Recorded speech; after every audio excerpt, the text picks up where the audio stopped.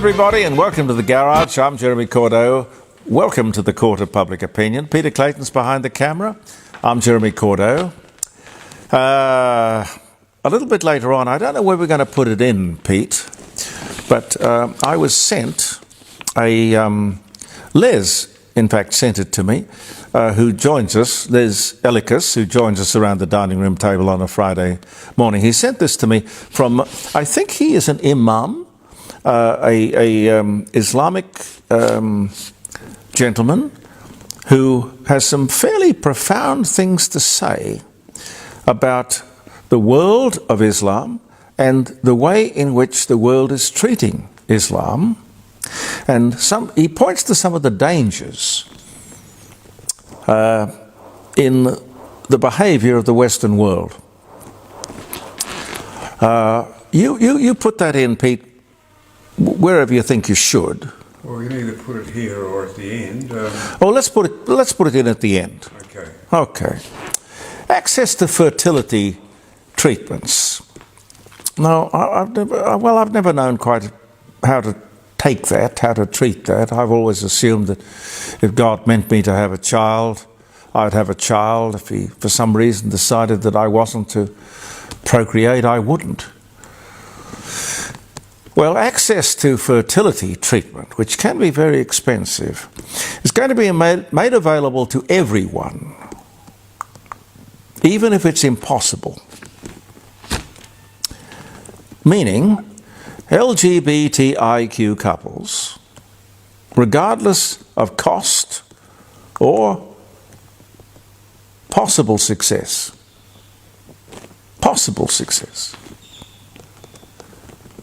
is kind of madness, really. If you happen to be in life undecided or confused about your sexuality, are you a man, are you a woman? Or if you like to move between the two, I don't know, that's fine. That's fine. But surely you have to accept the fact that having a child, or even trying to, seems to be strange. I was going to say queer, but probably the word isn't right in that context. Let me say madness. But if you want to waste your money trying, that's fine. But it's outrageous that you would expect the taxpayer, and this government would grant you that. This government would say, we'll pick up the bills. We're talking hundreds of thousands of dollars. But this woke government thinks that's fine. Well, I don't. Nice for the fertility clinics. Oh, very nice. But just like the NDIS providers, come in, spinner. Look, keep it simple, stupid. You know the KISS principle? Keep it simple, stupid. There are two genders, male and female. That's the way God made it. This government should take their welcome to country nonsense, their three flags, the NDIS, all the LGBTIQ stuff, their renewables, their climate change policy, and go! And by the way, I think in fairness I should say the opinions expressed by me do not necessarily reflect those views of this garage. But hang on. Well, they're my views. Oh, bless you, Pete. But hang on, I own the garage. I own the garage. So yes, they do. My garage, my opinions. I think that's reasonable. According to Flinders University, we have had significantly less sunshine. In fact, let me see if I can remember, 69%. Yeah, I think that's right. 69% less sunshine this winter. Seasonal affective disorder, this thing called SAD. That's like the black dog, as Churchill used to call his depression, because without sunlight we do tend to be less happy. to put it mildly. Now, considering this lack of sunshine, I wonder how we last week managed to have 3 of the hottest days in global history, in the history of the world. Well, the answer is simple. Of course, we didn't. We didn't. Absolute bunkum. You can't have heat without sunshine. The sun, that's it. That's what creates the heat. Now, the media should have picked up on that immediately. But you can't let good journalism get in the way of climate change and the narrative that the government is pushing, can you? I think that's disgraceful. I think there are so many journalists in this country who need their bums kicked, I tell you. A Redbridge survey, and I think the Redbridge people do a lot of work for the Labor Party. I could be wrong in that. I'll have to check it, but I think so. The Redbridge survey shows that the vast majority of people in Australia blame the government's obsession with renewables for their high energy bills. To which I would say, damn right. Now look, the government can duck and weave as much as they like. But even with the media who don't want to run with that Redbridge survey result, funny they don't want to, I didn't see it anywhere. Let me just say in simple terms, the people, we the people, have nailed it. And we mustn't forget it. We're heading up to an election. Well, while we're on the subject, I never thought I would see a story that suggests that we, here in Australia, are at risk of being unable to feed ourselves. Unable to feed ourselves. It's being openly suggested today that the food industry will go the way of the car industry. Now, can you imagine that from a country which produced enough food to feed nearly 100 million people, we're only 28 million people, we could produce easily food for 100 million people. We will be reduced to having to import most everything that we eat. Now, if we do that, we will immediately become vulnerable to 1,000 uncontrollables. God, supply chain uncertainties. Something happens in the Suez Canal, nothing moves. Panama Canal, God, wars. Look, you name it. The moment we have to import products and produce, supply and costs are beyond our control. Ladies and gentlemen, are we going to let that happen? Please tell me no.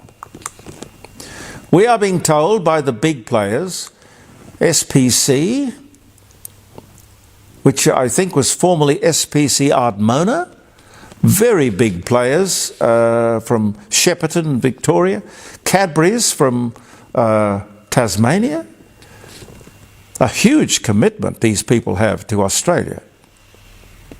These are only 2, but there are many. I'm speaking for them all. But these 2 very big players have made it quite clear, publicly. Why are they hesitant about our future capacity to feed ourselves? It is simply the high cost of electricity and production, the high cost of energy, labour costs, that means the unions.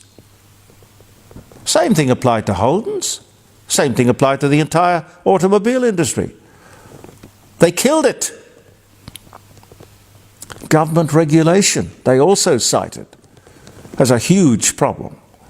Hoops to jump through everywhere.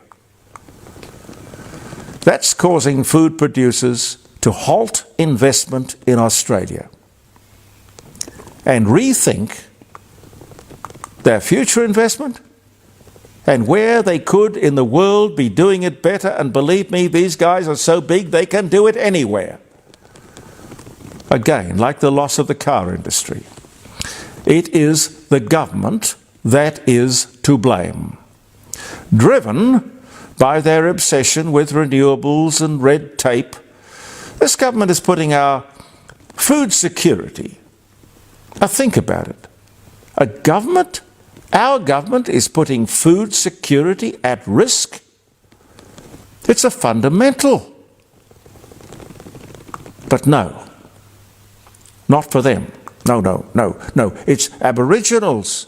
It's Magarata. It's Three Flags. It's LGBTIQ. It's climate change. It's Free Palestine. I mean, I can't imagine how the media in this country lets these people get away with it.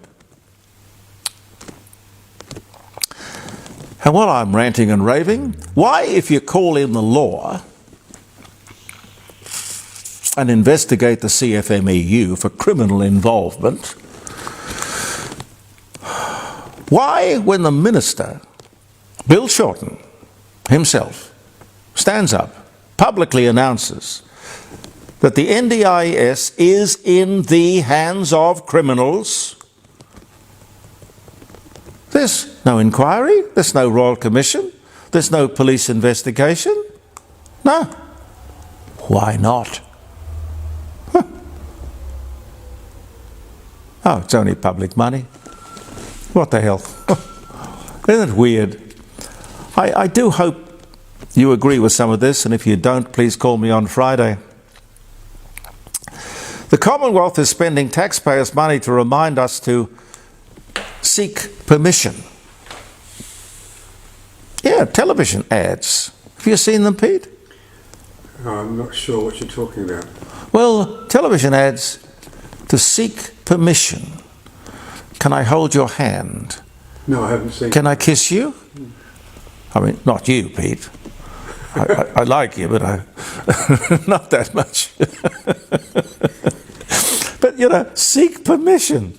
This is a wonderfully woke nonsense. Seek permission. Amazing.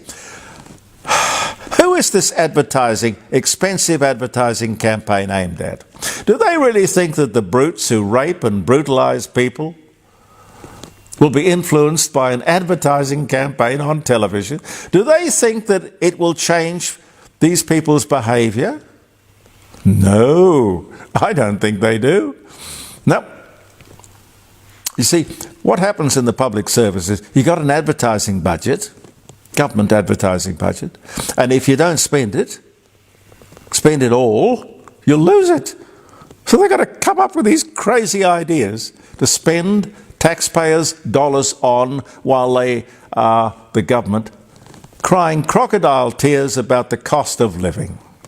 And while we're on the subject, the ABC increased its advertising budget by 30%. This just last year, 30%. 30%. Why? Why? They couldn't care about attracting a bigger audience. They couldn't. And they're spending that money on commercial television for what sort of commercial gain? They don't make anything out of the product they're selling. If they cared about getting a larger audience, they'd just get rid of the woke, politically correct, left-wing crap and the presenters associated with it. A much cheaper solution, ladies and gentlemen. Why Ita Buttrose didn't do it, I have no idea. I'll talk to Ita Buttrose about that one day. No doubt I will have the opportunity. And speaking of permission, have I got time, Pete? Yeah. Speaking of seeking permission, Mills and Boon. Now, I've got to tell you, I've never read a Mills and Boon book, but Mills and Boon are 50 years old in Australia this week. I do remember talking to Barbara Cartland, who wrote a lot of Mills and Boon-y kind of books. Barbara Cartland, yes indeed. And the reason I bring it up is that the sale of romance novels has doubled, and in the last 2 years has doubled again. I don't know what's going on there, but I can tell you that there is not a lot of seeking permission in a Mills and Boon love story. The heroine usually faints. What's the word? Lovely old swoons. She swoons. Now, don't ask me. Don't ask, I won't tell. You're going to ask me how I know that. Well, come Friday, I might tell you. We will have one of our most successful romance writers, Chris Osterman, here in Adelaide on the show, jeremycordeaux.com, live streaming from the dining room table. Join us 9 to 12 for a little bodice ripping. That's what they call them, Pete, you know that? No. Bodice rippers, they're called bodice rippers. Bodice ripping. 0491 656860 if you'd like to join me, and you can ring to rip my ears off or rip my bodice off. Whatever. Now, will we run that Imam, or will we do that after the dates? Do the dates. Okay. All right. Did you see what I did with my glasses? There they are. On the ground. Sorry. He's not very well organized. August 7, happy birthday. Happy birthday. I hope you have a lovely day. Greg Chappell, 1948. Happy birthday, Australian cricket batsman and captain, 87 tests, born in Adelaide. On this day, August 7, Mata Hari. On this day, Dutch exotic dancer, courtesan, and convicted German World War I spy. Wow. Born in the Netherlands. She died in 1919, born 1876 on this very day. And speaking of spies, a lady I spoke to on several occasions, her name was Nancy Wake, New Zealand-born World War II secret agent. Special Operations Executive. She dies at 98. They used to call her the White Mouse. I think they wrote a book about her, or she wrote a book. I know I had occasion to talk to her several times. She was a lovely lady. 2011 she died. Possibly the first performance of Shakespeare's tragedy, Macbeth, performed in the Great Hall at Hampton Court Palace for King James I. On this day, 1606. Are you into cats, Pete?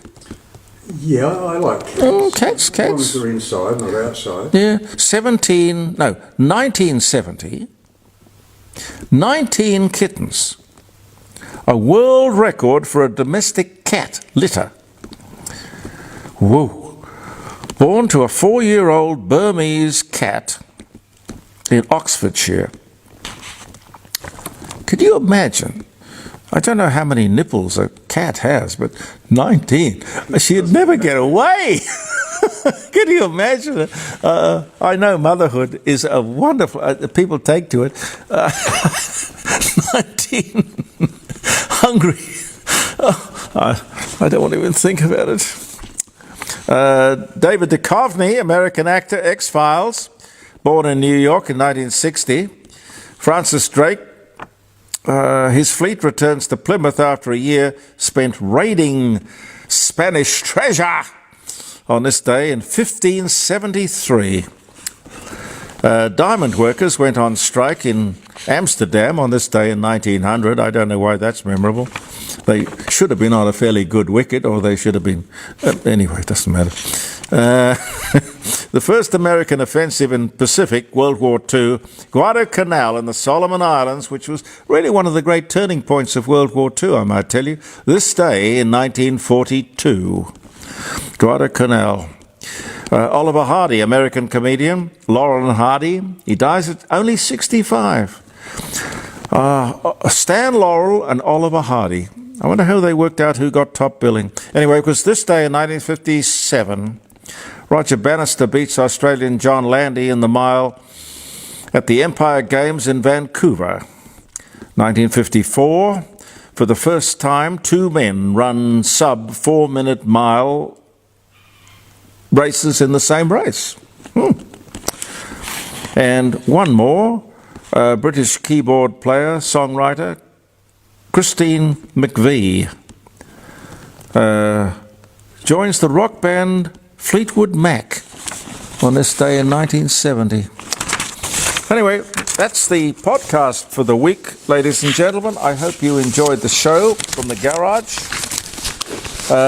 We'll see you on Friday, 9 o'clock till 12.